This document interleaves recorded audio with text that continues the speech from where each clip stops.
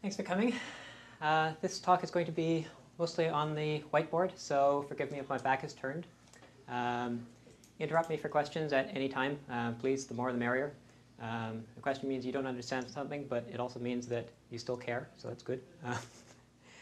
And this talk is going out on YouTube, so hold the confidential questions until the end. Okay, differential synchronization. The purpose of it is if we have multiple users all looking and all editing the same document. Let's say the document says cat, and we've got 3 users, 1, 2, and 3. If we have real-time synchronization, then if user 1 adds an S to cats, user 2 changes this to my cats, then the S gets pushed across to here, the my goes back and is merged, and the S goes over here, and the my comes down. And so everybody is always looking at close to the same text. Now there's always going to be some latency, so 2 people may have different things on screen at any given time. I mean, the speed of light is going to dictate that there's, at the very minimum, going to be some difference. But the idea is that it should very quickly resolve itself. Now this diagram clearly screams out peer-to-peer. Unfortunately, peer-to-peer doesn't work on the internet very well unless you've either got everybody in a local environment or you've got everybody highly motivated. I'll let you figure out what highly motivated is. Since that's not what we are interested in, we want regular users to be able to use this across the internet. We're not exploring peer-to-peer. So this is the first fork, the first path not taken, where maybe peer-to-peer is the right solution for some sort of synchronization, but not for ours. So this is not what this talk's going to be about. So this brings us down to client-server, not surprisingly. So if we have a server here, the server is going to have its own copy of the text. Connections. Now this actually simplifies things significantly from an algorithmic point of view, because if we can get a magical synchronization system to happen between one client and the server's text, then we're done. Because if this user adds the S, a change has been made to this document. And the synchronization will move the change over and make a change to this document. Therefore, this document has changed, and therefore it should propagate some more. So all we have to do is figure out how to do this portion, and the rest of the network will take care of itself. The only caveat is that when a change happens, it must not be mirrored backwards, or else you get into this wonderful state of I add an S, S, oh, S has been added, S, S. And as a developer, I cannot tell you how many times I have turned on the system and it immediately fills up with the first keystroke. Those are always fun. So let's go down to just looking at how to synchronize between a client and a server. The simplest way, there's a chair over here. Yeah. Looks like I sized this room about right. The simplest way to do synchronization is simply to watch the keystrokes. So if the client, this is now the client, if the client types an S, you're going to have an event, on key press event. And so you can detect the ASCII code of the character, you can look at where the cursor is, you can get all the information you need about what has just changed in this document. And you can then send across a message saying we are adding an S to position 3, or something like that. And the server adds it. And likewise, if the server changes something, it would just send send back a message about that. Quite straightforward, really easy to set up. The problem with this is it's divergent. If there's a problem, it will never recover from that problem. And let me give you an example. A few years ago, I was playing a computer game. It was a multiplayer version of Asteroids or something like that. So you've got your little ship and an asteroid here. So what I did is I shot the asteroid. Asteroid blew up, fragments went all over the place, killed my opponent, and I won. On his computer, I shot, but because of some error somewhere, I missed the asteroid. It didn't blow up. He turned around and shot me. He won. And this shows where if you're depending on capturing every single event, if you miss something, you will never recover from that. And you get into a state where these two users are now editing completely different documents to each other. So you get a butterfly effect. So what we really need is something that's convergent. Getting back to more regular text editors, these problems can occur quite frequently if you've got, you can capture the keyboard, but what about copy and paste? What about selecting some text and dragging it? What about the undo stack? What about autocorrection? What about spell check? What about dropped packets? There's just so many ways that you can lose the plot. There are a couple of editors that use event passing, or that I think use event passing. One of them is Subetha Edit, very successful, very good editor for the Macintosh. Of course, that's how they managed to get it to work, as far as I know, because the Mac API is much cleaner than, say, Windows Win32. In my case, I'm in an even worse situation because I'm trying to get this to work on a web browser. And so trying to capture every single event, well, sometimes there are just no events being fired when a change happens. So event passing is great if you can nail it down. But I'm going to assume that you can't always nail it down. Another one I think is, what is it called? Etherpad. It looks like it's using event passing. And the way you can tell is just by entering some text and just abusing it a little bit, shaking it, copy, paste, delete, just mangling it a bit. And soon enough, you'll find that the other party is now looking at something different, and it will never resolve itself. So it's a good solution, but it's not very robust. Okay, so we are all computer programmers. We know exactly how to do robust synchronization systems. We've all used them in source code control. So we've got our client, a base version, version 1 I'll call it, and server. And then we've got our magical three-way merge.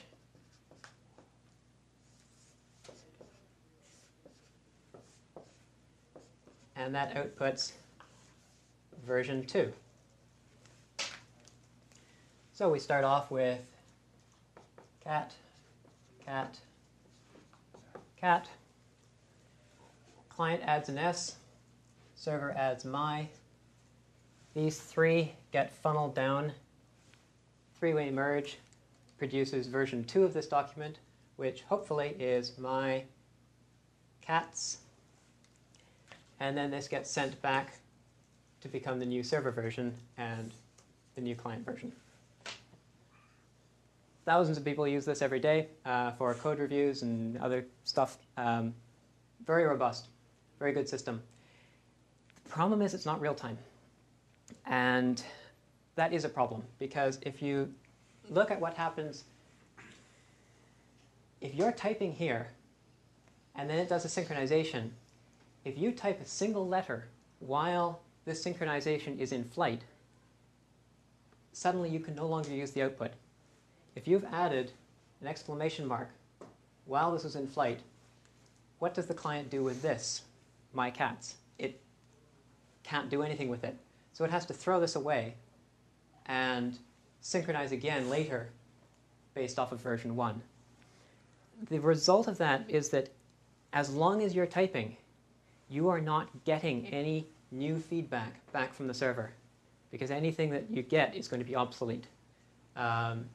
This only works if you are in an environment where either the network and the diff speed is lightning fast and you can afford to actually block the user, or if the user is willing to stop, let the thing synchronize, and then continue. But that's not real time. An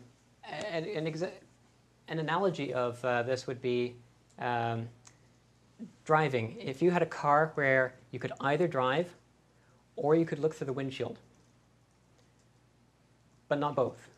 You could drive for a little bit, stop, look ahead, and then start driving some more. And that, you can imagine what the highways would be like if everybody was like that. So this works well if you're only synchronizing once every 30 seconds or something. And if you see a product that synchronizes once every 30 seconds or so, chances are this is what it's using.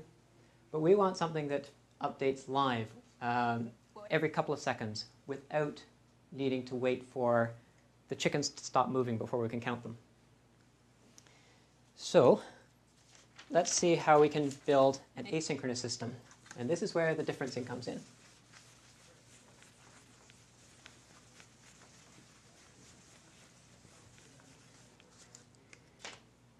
Okay.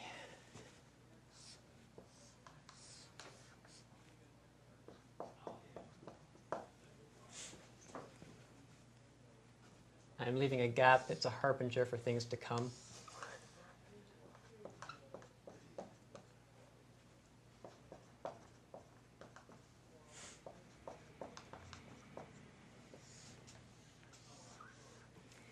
Okay, so we need a diff. That produces some edits.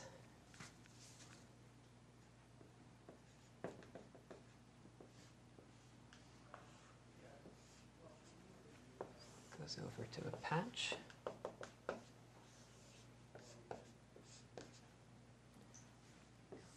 Across.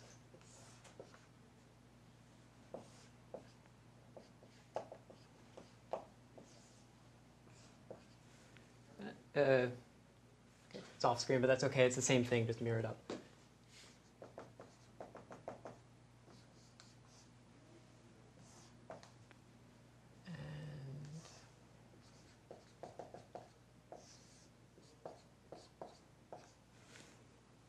Let's see if I can move that up a little bit. There we go.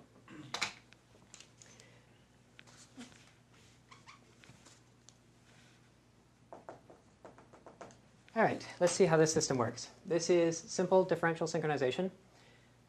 It won't actually work in the real world, but we'll see why in a moment. Cat, cat. All right. The client types an S. We then we don't even attempt to capture the difference, or capture the on-key events. Instead, we take the client's live copy and the shadow, which is the previous version, take a difference between them, and that yields an edit. So our edit is adding an S. We then take that, take a copy of the server's text, which, by the way, has changed, let's say. The server has added some text. So we take these two texts, do a fuzzy patch, because this does not necessarily match identically. Do our best effort and patch that back to S. When we took our diff, we also copy across what had changed. So now the common shadow says cats. And on the return cycle of the difference, we now take the difference between the server and the shadow. And so clearly what's changed is we've added my, and then we copy this across, my, and then patch my into the client. It's simple. It works. It's pretty reliable too. this is a best effort patch. If it had failed, let's take a look at what would have happened if the S could not have been patched in.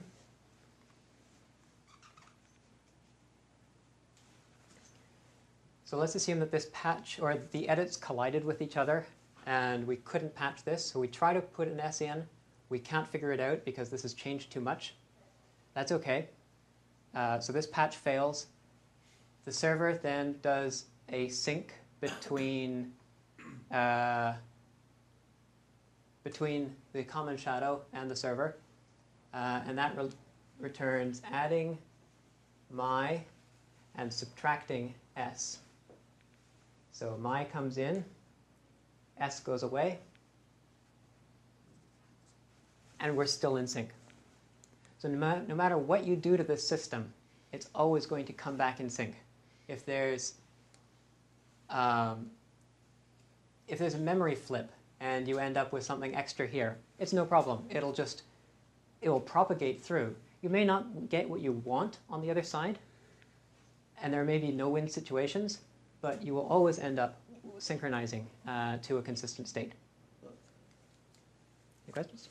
What if during this patch the cats become something else? Okay, so while this edit is in flight, this completely changes. Okay, so this now becomes dog. Neither of these work. Neither of these fit. That's what you're assuming. So the patch fails. We then do a diff between here and here, and the edits become remove my cat, and add dog. And that's what we do. So somebody's going to win. How you resolve differences is really a function of what you want to do when collisions happen. You can try best effort, you can pop up a dialogue, you can guess, you can throw it on the floor, you can give preference to one side or the other. It doesn't really matter. I don't really care about that. But whether you win or lose, it's always going to be a consistent state. And that's really what's critical. Okay. There's a problem with this. A dropped packet. Mm-hmm. I see one common shadow. Yes. Okay, let's address that then. Correct. That's why I said it's not going to work. So that's right. This works great if you're synchronizing between two documents on the same computer. That's useful. Okay. Now you're going to start to see why I left so much space open. The worrisome is there's still going to be some space open.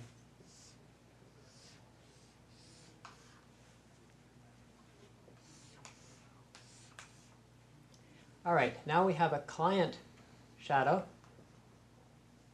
and a server shadow. And we have to add another patch algorithm. And patch here.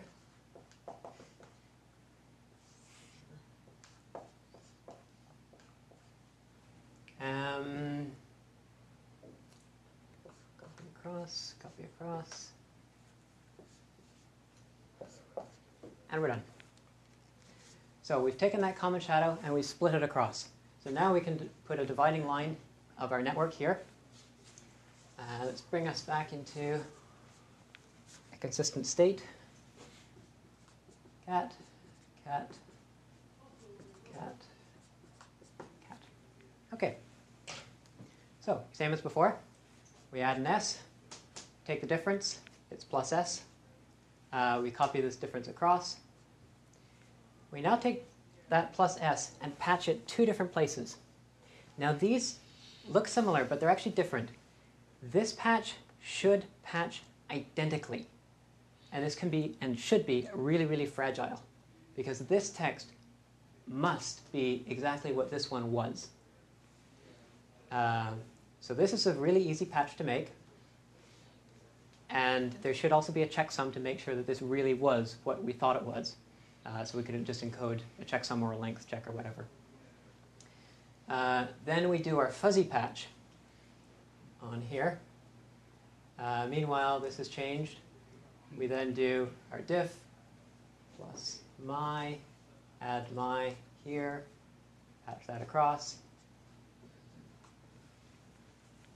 Yep? Does this involve some sort of notion of time, though? Because, presumably the S was typed at the same time as my, and packet could be going both ways.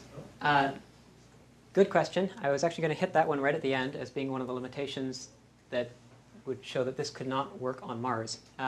Question is, what happens if these packets are going simultaneously? The problem is that, yes, you cannot have more than one packet running at the same time. The idea, and what I'm working on, is client-server. So this is a web browser, that's a server. And so you would never have more than one packet circulating at any given time.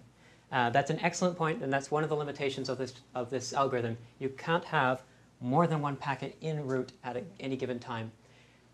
You can, on a later version, on the next version of this, you'll see that, but you expire the previous one. So if you send out a packet, you wait, it never arrives, and then you send out another one, you can say, that one, ignore if you get it eventually. So out of order stuff. So that will cover. But yes, this does assume single cycle. Good point. OK, so this works really well. The only flaw is what happens if we lose a packet. So let's come back to a base state. I don't have a cat, by the way.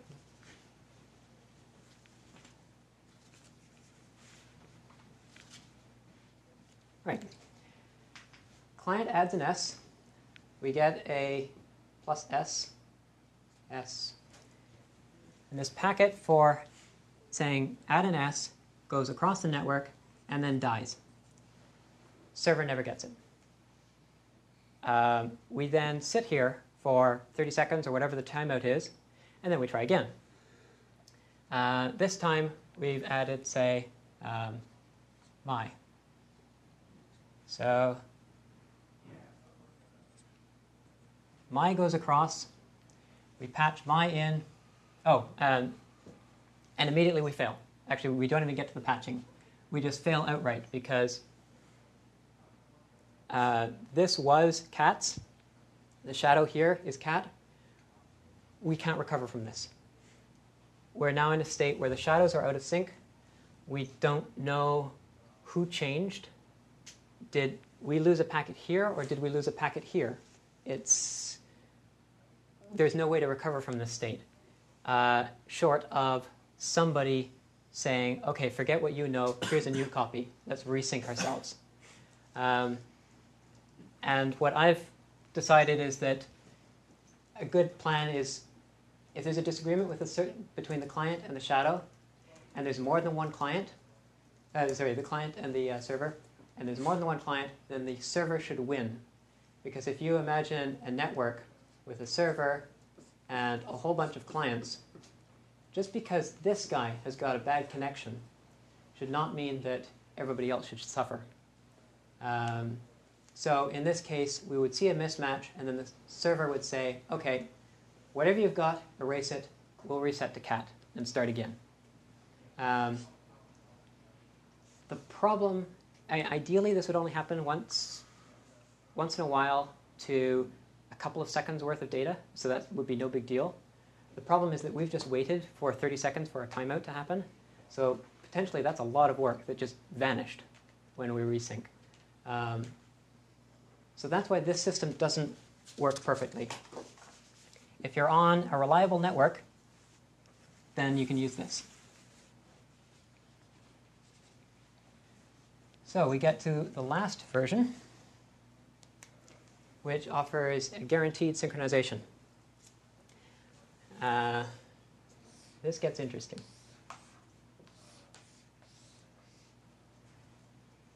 So this is our backup shadow. again, our division is here. So we are still divided. We have potential backup.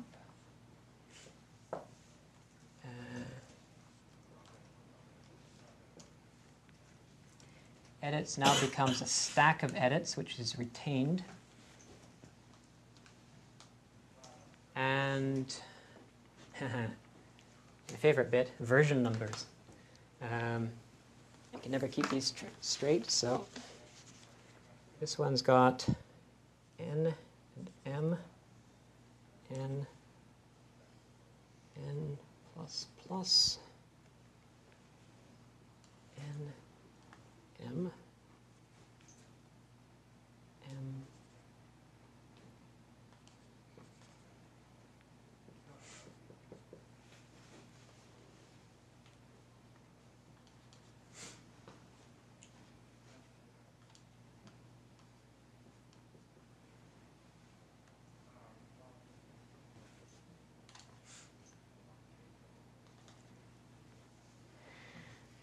Right. Now you know why I'm giving this tech talk, because when I throw this on the board, people scream.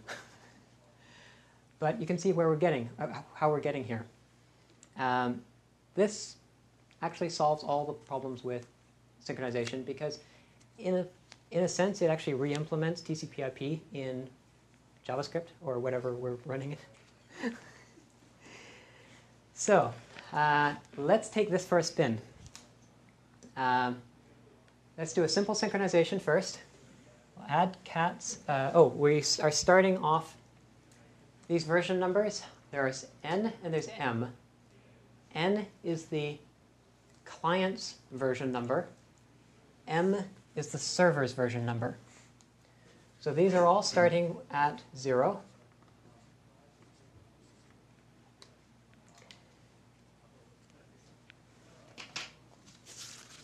So we take a difference. Are the backup shadows initially empty? Ooh, thank you. We would have paid for that one lately, later. Right. We take the difference, and that's still plus S. And we record, along with that difference, what version on the client side this was based off of. So this is version 0. And then we copy this across. In so doing, we increment the client's version to 1. And the client is done. So the client sends this across. It's plus S based off of version 0.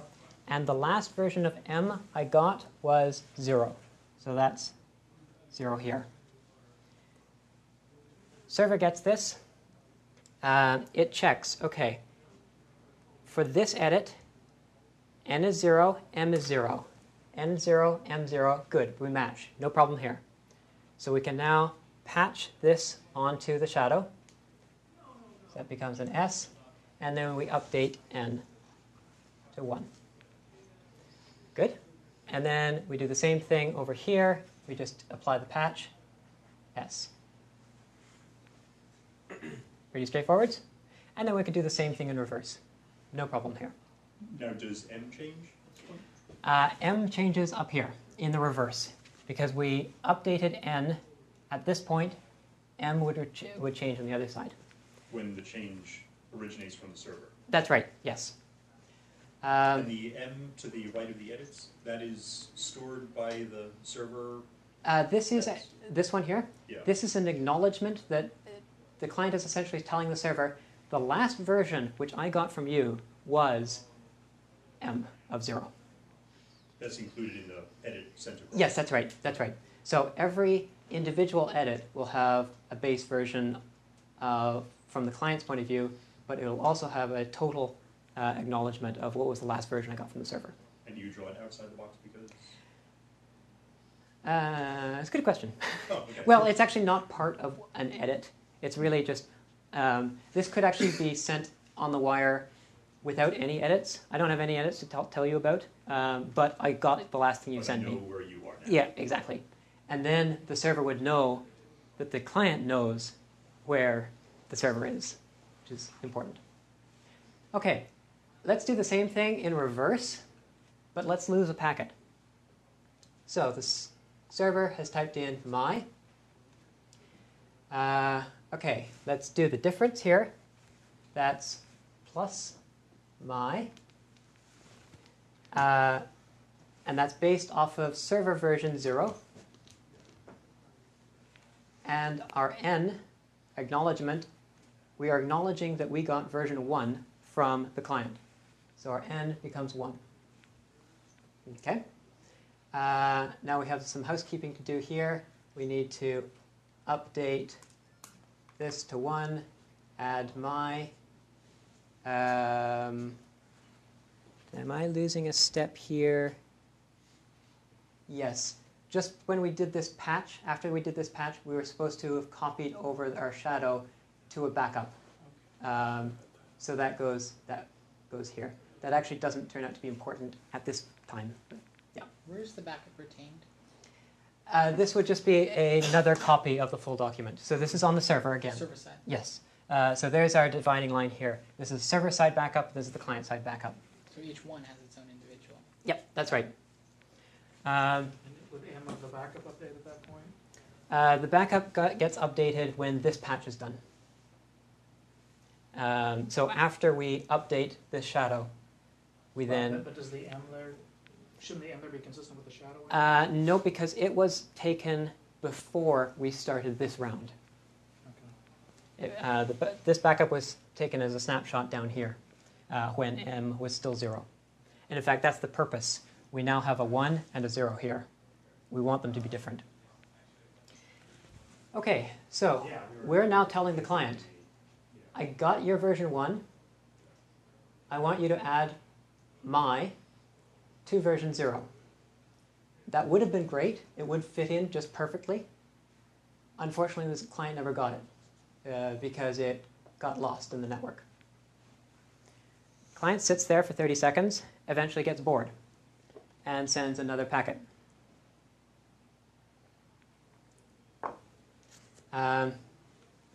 Let's say the client added an exclamation mark. So we just run through the same thing again. This goes up. We're adding an exclamation mark to version 1. And the last thing I got from you was, from the server, was a 0, because we never got the previous version. So this goes up to 2. We still haven't gotten anything in this side, so backup shadow is never updated. It's not actually sending S again, is it? Yes, it is, because this is now a stack. We never got any confirmation. Because we didn't get it confirmed. Yeah. If we got a confirmation that, yes, I got your version 1, then we could come down here and delete anything that's old. But we haven't gotten anything, so we'll send it all again. That goes through. And now we've got an issue. Okay, first diff we look at is client 0, server 0. Fail. So now we do have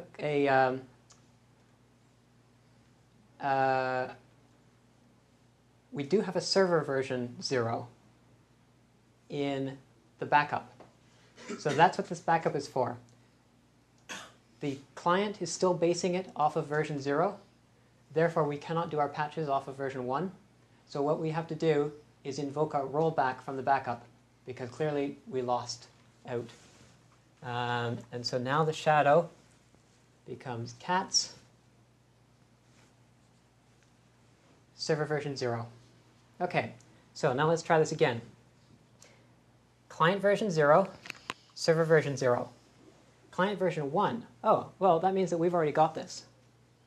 So we don't need to, we can just throw this one on the floor because we've already seen the plus S. There it is. So we can ignore that. Yeah, I got that. If the server wanted to, it could now figure out, oh, my previous reply must have gotten lost. So now we need to look at the next one. Okay, client version 1. Yes. Okay, this matches. And so now we can put an exclamation mark in here. And here. And then we do our diff again. And we send it back.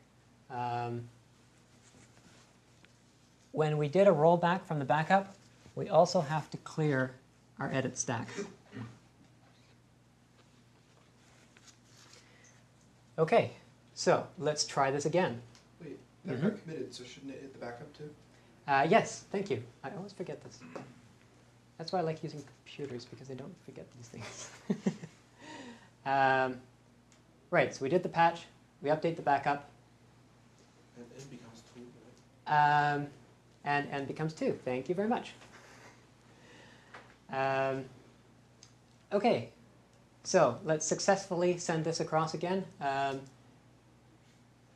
Our diff is add my, everything else matches. The last version we got from the client was 2. My was based off of version 0. And now we update that to 1. Copy that over. Good. And of course, if we lose this again, we just keep on going. This stack of edits just keeps on getting longer and longer and longer until eventually something manages to make it through. But let's put the system out of its misery and let a packet arrive. Okay, so n is 2. Good. M is, no, actually that's correct because this is updated after we do the diff. First we do the diff, then we copy it across and update it. You could do it before as long as you're consistent. It doesn't really matter. But this is a diff based off of version 0. You could decide that this is a diff that results in version 1. It's semantics. It doesn't really matter which way you do it. Okay, so then we do our patch my. We update this to 1. My. And then we update our client shadow to 2. My exclamation mark. And because we got an acknowledgement of 2, we can now look down at our edit stack and say, okay, all of these were received. So we can wipe this out. And we're back in business. So it doesn't matter where you lose data. The system will remember what's required, roll back if needed, and keep on going, and always maintain consistency.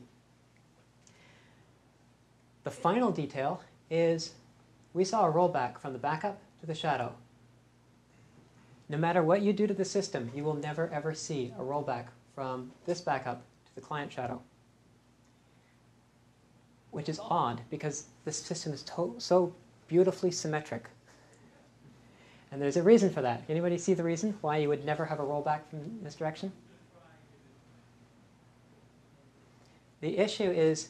Isn't it whoever goes first? Yes, that's right. The client-server connection here is inherently asymmetrical because the server can never reach out and touch the client. Hey, I've got an update. It's always the web browser, the client, that has to connect to the server. So this client could be sending and sending and sending and sending until it eventually gets a response. The server can never send unless it has just immediately gotten a response. So if you've got an asymmetrical connection like a web browser, then you don't need a client-side backup. And this simplifies out. You can just remove this completely. If, on the other hand, you're running this on a peer-to-peer system or server-to-server or something which is more equitable and either side can tap on the other shoulder, then you'll need this backup.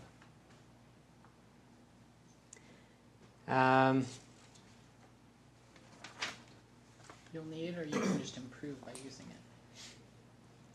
You'll need it if you don't want data loss when a packet is dropped and you have to resynchronize, in which case somebody loses big time. It looks, you assume the two users work on the separate area, right? Nope. Never have linked. Nope, that's okay. If your diff, it's actually a question of how good your patch is, and to a certain extent how good your diff is in terms of resolving these differences. If one of these differences collides so badly you cannot patch it in, then it just gets diffed I mean, it will get patched into the shadow, but the server won't have it in its main text, and it'll just get diffed out and deleted from the client. So you type something, and it'll get rolled back immediately, or as soon as that one completes. Or you'll get a collision notice, or you can deal with it however you want. So is the shadow on the server side per client? Yes, let me show you what that looks like. I think we're done with this.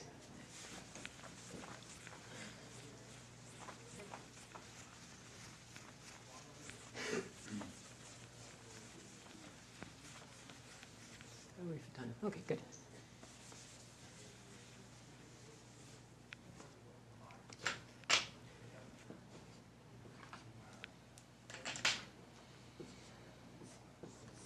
Server. Client. Let's forget about backup shadows. We don't need them. Client shadow. Server shadow.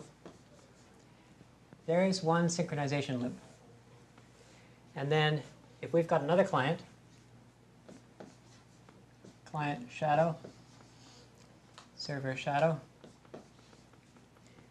there's another synchronization loop. And so on. You can have as many as you want. Now this poses a slight problem because now the server doesn't just know the text, it also knows the shadow for every particular client, which immediately calls up the question of, does that mean that every user is now tied to a particular server?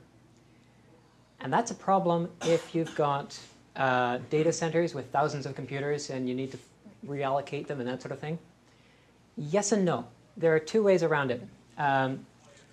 Probably the simplest approach is to have our cloud of clients hit a router which farms it off to any available load balanced server. But all the servers are backed by a central database. So all of these shadows and the text would reside in the database, and whichever server requires it can use it. That's the conventional approach. That's what MobWrite uses in App Engine, which is currently out there. Pretty conventional. It's simple. It works. There's another approach which is more intriguing. I don't know if it's as practical, but it looks cool. Let's say that this server is at capacity. Let's add another server, server 2. And it's got its own clients. We can set up a server shadow here and a server shadow here and have them synchronize between each other. Works fine. Same protocol. This person makes a change, it arrives here. This copy now has a change compared to this shadow, so it gets sent. It has a change compared to that shadow, so it gets sent, and so on. You could chain this as much as you want, so this is truly expandable. In the previous example, I had a common database. Well, the common database could get overloaded. This can't get overloaded, ever. So this is a neat system. The problem is you cannot easily drop a server. So if you've got a long chain of servers and you find you don't need this one anymore, and you've still got some client who's been here for a long time, you cannot get rid of this server because they're serving a particular shadow. The other problem is that latency increases. So if I'm syncing once every, say, 5 seconds here, and once every 5 seconds here, it takes a maximum of 10 seconds to go between this client and this client. But it would take a maximum of 15 seconds to make this route. So if you're going to use this, you probably want a tree approach so that you've got the minimum number of jumps. Anyway, I've never built this, but it should work. How does parallelism work on any individual server? I mean, does the server have to process essentially in round robin between all the clients it's serving? because I feel like there's that shared document that it's holding, right? Right. So you definitely want to have locking so that if two edits are coming in simultaneously, you would want to lock this document. You could do it many ways, from saying, okay, I'm just going to handle this request, now I'm just going to handle that request. The Python implementation of MobWrite, which I've written, actually locks these resources just as needed. So there's a couple of very brief points where I need to take just a quick copy of this to make an update, and then I release it again. So when you're going through the algorithm, it takes a little bit of thought to think, do I need to hang on to this lock, or can I let it go and let somebody else change it? And it turns out that it's very brief. The biggest pain point is computing a diff, not making a patch. Patching is fairly easy. It's take this text, put it here. There's a little bit of fuzziness, and that makes it interesting. But calculating a diff is an O(n) squared operation where n is the length of the diff. So that can get kind of painful. But you don't need to lock it for that. I just need to take a quick copy of it, and then I can diff to my heart's content on that copy. And I don't need to block anybody else. Okay, the last thing I wanted to look at is timing. How often do you synchronize? We really want to synchronize as often as possible because that gives you a real-time update. You can see people typing as they type. But what about latency? Well, it turns out because diff is O(n) squared, where n is the length of the edit, if you can get your diffs frequent enough that they're happening one edit apart, where an edit can actually just be an insertion of arbitrary length. It doesn't have to be character by character. Then it becomes O(1). O(1) scales really, really well. So that's, yeah. That's my strategy to, as the load gets greater, as the user starts doing more, don't back off. Actually step forwards and synchronize even more frequently because you'll end up doing less. Also, if you've got that edit stack down there, it means that you're decoupling the differencing algorithm from the network algorithm. So you can go and difference it a couple of times a second if you want, and just add those differences to the stack, and then transmit the stack once every 2 seconds or whatever your network decides it wants to do. And that means that you are spending less time doing differencing, even though you're doing it more often. And from the system's point of view, it just thinks it's getting massive packet loss, but it's handling it just fine. So that's one approach. And yeah, the limitations I had, one was you can only have one packet in flight at once, as you mentioned earlier. So that means that if you are on Mars and your server's on Earth, I hate it when that happens. The lag time is just nasty. There's nothing you can do about the speed of light, but ideally what you want to be able to do is send a packet every minute or so, even though you haven't gotten anything back from Earth. And this system does not support that. So if you've got massive latency, you'll have some more work to do.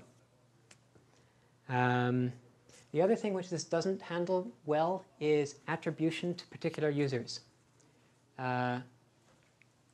So if we look at this from the point of view of 3 clients, if these 2 clients both make a change, those changes get integrated here, and then we do a diff between the sum of these 2 clients and our shadow. And what we get is a diff, or a patch that comes through that contains both of them merged. And there's no easy way, the way there would be for a 3-way merge, to figure out who typed what, who's responsible for what. It can be done. I've thought about it a little bit, but it's not inherent in the system. So attribution's an open question. Would it make sense to make the person who created the document in the first place higher up in the hierarchy than everyone else, for example? Don't know. Arbitrary. But Yeah, it's arbitrary. Don't know. But if you see this document and you want to say, who typed this word? Well, you don't really know because what you got from the server was this big blob. So there are some strategies to sort this out, but I haven't worked them out completely. I mean, usually, 99% of the time, you're only going to get one change at a time, in which case you can say, oh, yeah, I got that from over there. But it's in complicated merges where it gets gray who typed what. Yep. Could you presumably change the document format to store the attribution, and then the edit that gets sent over is I added the letter S. Right. Essentially, adding metadata to every letter. Right. Yep. That is an approach. I've been looking for another approach because that adds an awful lot of extra data for something that's fringe. But yes, if you are that paranoid, you can do it. If you're paranoid enough to do that, then that will work perfectly. Just adding metadata to every character. Who created this?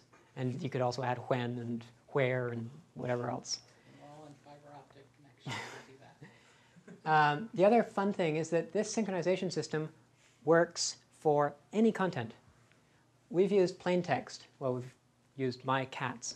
But this, as long as you've got a diff algorithm and a fuzzy patch algorithm, this algorithm will work for anything, whether it's plain text, rich text, vectors, bitmaps, whatever.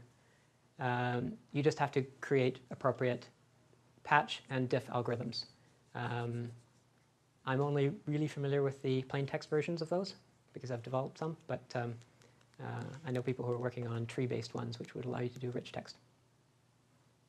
So I'm obviously missing something here, because like for every diff that you're applying, you have the exact parent revision that you're applying it to, right? That's right, and I only need to store 2 copies, the current one and the backup. Right. I don't need a full backup because once I've heard an acknowledgement, I'm good. Right. But what I'm wondering is why there needs to be a fuzzy patch in that case. I don't need the fuzzy patch when updating the shadow. That patch can be brittle. In fact, it should be brittle. The fuzzy patch is required when updating the live text on either the client or the server because that text may have changed legitimately without there being any problems, simultaneous edits. So that bit does have to be fuzzy, or should be. If it's not, then everything's going to be a collision, which may be an option as well, depending on your circumstances. But yeah, that other one can be fragile.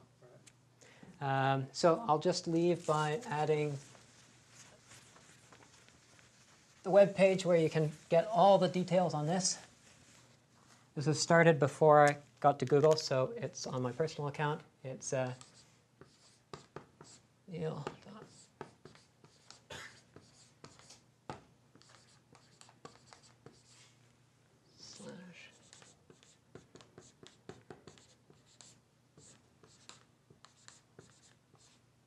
Neil.fraser.name/writing/sync.